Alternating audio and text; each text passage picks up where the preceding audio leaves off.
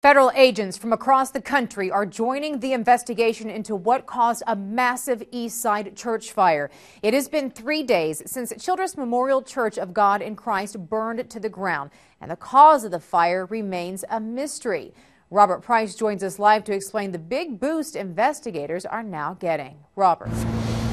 That's right. Good evening, Cynthia. Check out the perimeter they've got set up here. The fire department says this structure is still very dangerous and they won't be going in until they can make sure it's safe. If you can, take a look beyond this fence at what's left. That's $3 million worth of damage right there. Today, much of the work was done on the outside with the help of a special team that just arrived on site.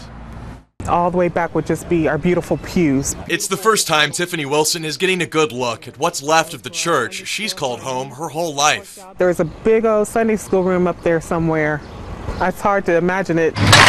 She can only watch as bulldozers slowly take apart Childress Memorial Church of God in Christ. I was okay up until then, but when I saw them actually tearing it down, it pierced my heart a lot. The 100-year-old structure went up in flames late Friday night. San Antonio's fire chief called the fire very stubborn and extremely dangerous. If you look around the country historically, firefighters are killed quite often fighting church fires. No one was injured. The focus now shifts to what caused the fire and where it started. To help with the investigation, a national response team has been called in, made up of special agents from the Bureau of Alcohol, Tobacco, and Firearms. We're recreating what the church looked like before the fire, during the fire, and immediately after the fire.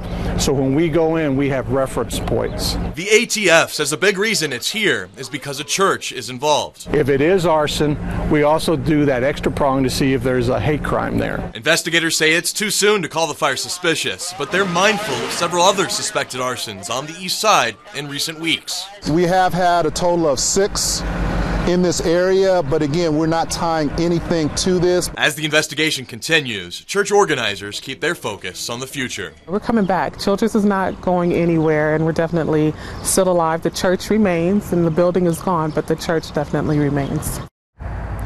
Now, fire officials say the investigation could take up to a week. Meantime, church organizers expect to have a portable office set up on these grounds, hopefully by next Monday. They're still working on finding a permanent, temporary home to hold church services. Reporting live on the east side, Robert Price, Fox News at 9.